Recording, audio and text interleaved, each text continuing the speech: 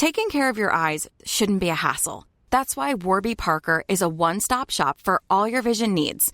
Our prescription glasses and sunglasses are expertly crafted and unexpectedly affordable. Stop by a nearby store or use our app to virtually try on frames and get personalized recommendations. Did we mention we offer eye exams and take vision insurance too?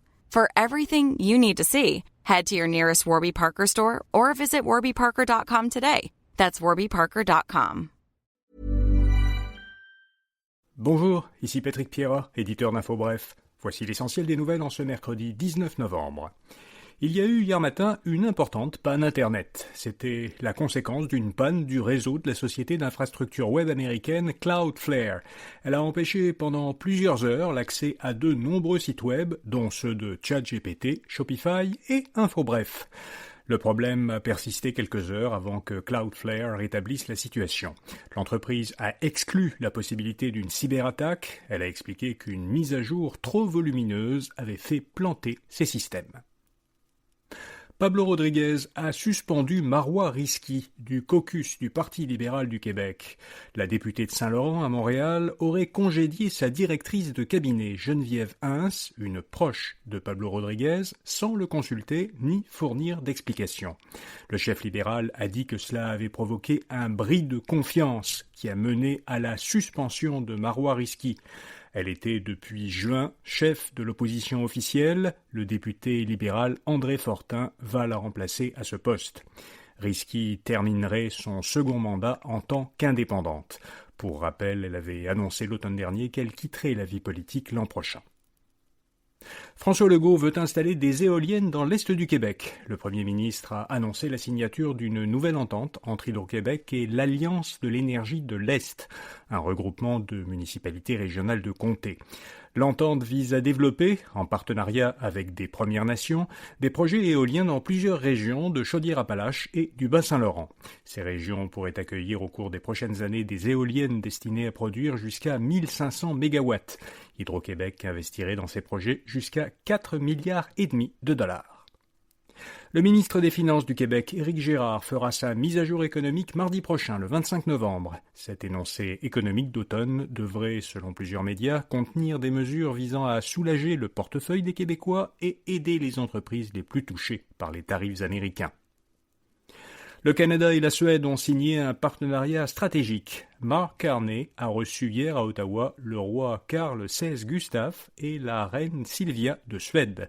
Plusieurs ministres suédois et la plus importante délégation d'entreprises suédoises jamais venues au Canada ont également fait le déplacement.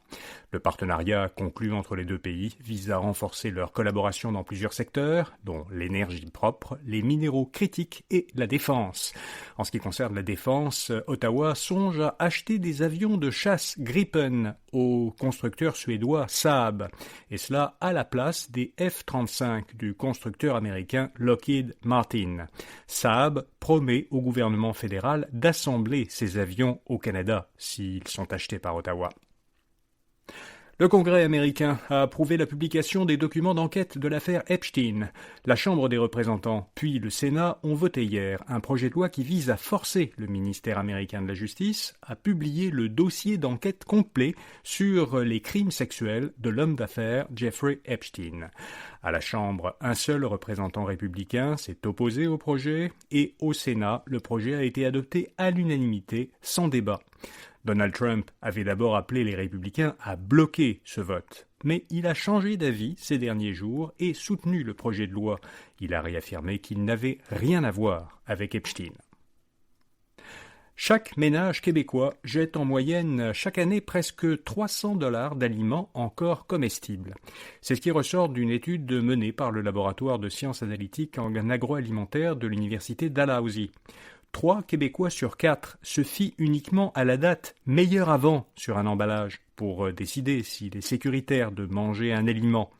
Or, selon l'Agence canadienne d'inspection des aliments, cette date indique plutôt jusqu'à quand un aliment correctement entreposé peut conserver sa qualité optimale s'il n'a pas été ouvert. La SQDC va proposer des produits de vapotage au cannabis. À partir du 26 novembre, la Société québécoise du cannabis va vendre des vapoteuses et des cartouches. Ces produits sont autorisés au Canada depuis 2019.